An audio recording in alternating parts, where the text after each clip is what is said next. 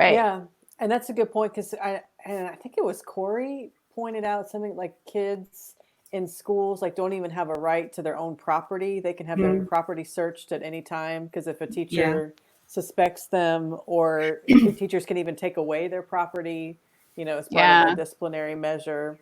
So there really is a lack of rights of even kids to their own personal property Yeah. And in privacy. schools, No, and privacy. no privacy. Yeah, yeah. So, yeah. So, like I said, it seemed like it was, just all focused on, these outlying negatives of homeschool, but yet, we have these prolific issues going on in the schools. And Rachel, I like that point about what is diversity, because it does seem like it's becoming, oh, let's all think, the same way.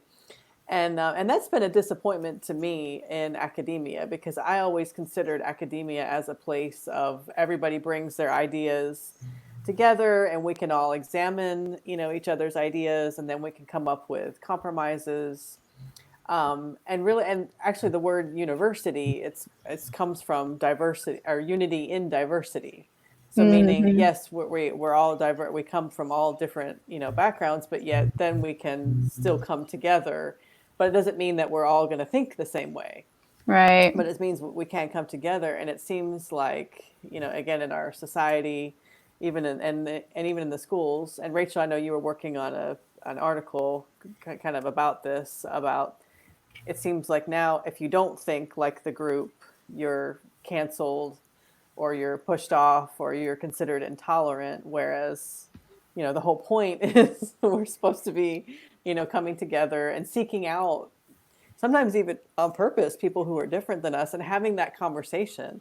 And it just seems like now, even like when I go on, I don't even go online and social media. Sometimes I have to take a break because it's Yeah. just, I mean, it's literally people just saying like, shut up, I'm right, you're wrong. I Yeah. mean, Yeah. It's and it's gotten just, and there's, ridiculous.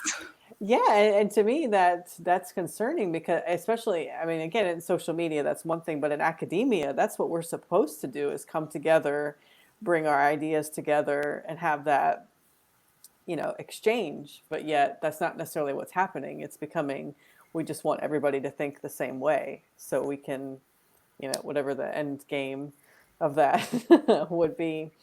Yeah. Yeah. I'm really sad. It seems like there's an atmosphere of we can't expose children to certain ideas or they will believe them. Because I think a good education is learning to understand you can read about an idea without adopting it as your own. And in fact, you should. You should understand what ideas are out there, and what people have done and where those ideas came from, and what resulted from those ideas. And so I I wonder where people think things will lead if we just don't expose. I mean, that's kind of the feel I get sometimes with the government schools is we can't expose them to certain ideas. And I just wonder where they think that's going to go, because that doesn't seem like a good idea to me. I think it's a good idea to read all kinds of things and to recognize that healthy human intellects can handle all kinds of ideas without adopting any of them if you don't want to. Yeah, and understanding that at different points in history, people had different points of view, or this was what Mm-hmm. information they had, or this was, what was going around. This is why, this might explain why people were behaving this way. And, Right. and again, and it's not necessarily making a judgment. It's just, okay, this is, just understanding where people were coming from and are coming from. And yeah, so just trying to kind of erase that, or, um, trying to get away from that is not necessarily what academia, at least in my opinion, I never thought that's what academia was, but it seems like Yeah. that is what it's becoming. And so Yeah. It that's doesn't show much disappointing. respect for kids, I think, to assume that they don't have the wherewithal to weigh and balance ideas. Yeah. But what? Kids have rights. Right. I love that you keep bringing that up because that is so funny. I mean, I agree. Kids do have rights, of course, but I just want to be clear about that. I don't want anyone to take me seriously when I'm being Yeah. serious and sarcastic at the same time, because that tends to happen. But I know, and one of the kids' rights is, having physical safety.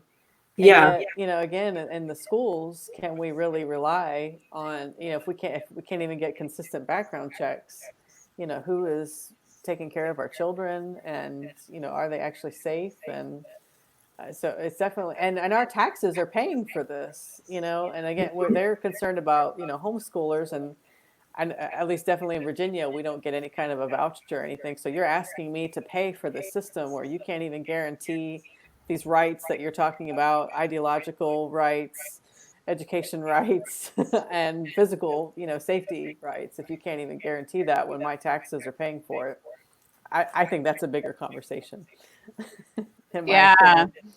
Yeah, here to volunteer in the schools, the parents have to undergo background checks, and there are different levels of the background checks. So like if you're going to be driving some of the choir kids to a choir performance, you have like level 2 background check because you have kids in your car. And so I just think I've never ever heard of one of these parent volunteers abusing kids at school. And yet we've got teachers doing it. I mean, that happens every school year several times, right? That those stories end up in the newspaper. And so it just makes sense that there's a trend with more and more homeschoolers. The parents feel like their kids are safer at home, and in many ways it appears that they are. So it makes sense to me that they're framing the controversy, whatever that is, in this way, trying to attack, oh, well, they're not safe at homeschool, because that's where parents are leaning right now, because school doesn't necessarily feel safe. But that seems so insidious to try to send this message that home is not safe. Mm.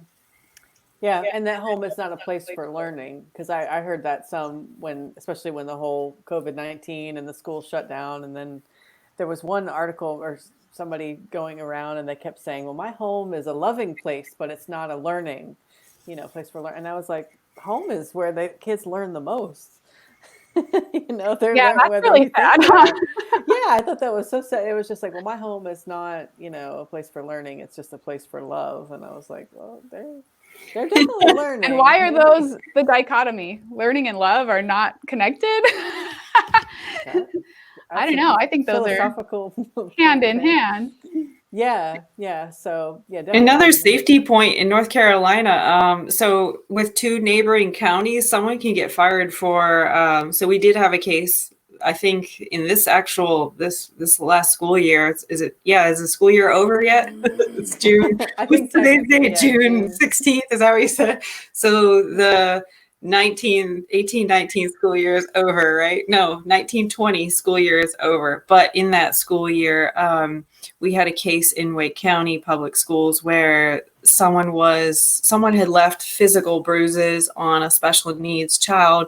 The teacher, I think, resigned probably because, right, you get to keep your benefits if you resign, but it did hit the news cycle. And then what also hit the news cycle was the person got hired in the next county over, which is Durham County. So just piling on to that safety issue, you don't really know what you're getting. And, I hear people say, oh, well, we need to put video cameras in all of our classrooms. That would be a massive expense on the taxpayers.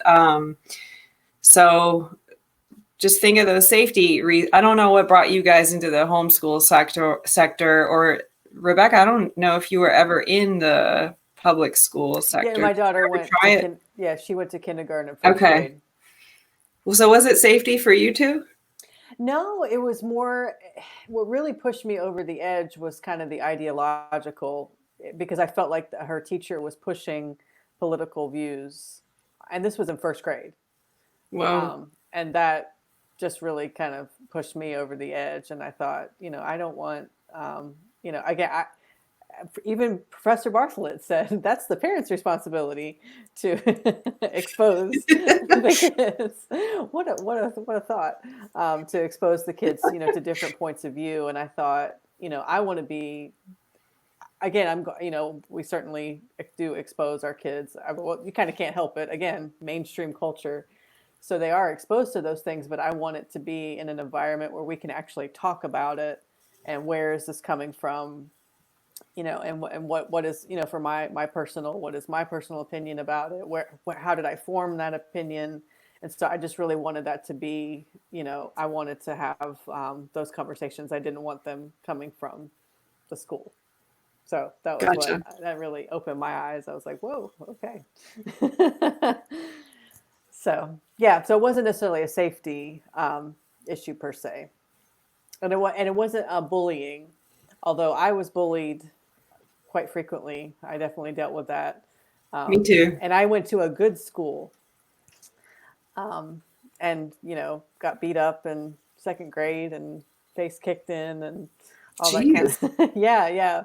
I know. Looking back on that, yeah, that was really really bad. But yeah, and then I've heard from a lot of parents talking about like even worse than what I experienced, and the schools. I mean, really, what can they do? They have to. They're public. They have to let everybody in. And they're pushing this diversity, and so we don't want to push anybody out per se. So really, as far as again the bullying, you can't do a background check on a kid.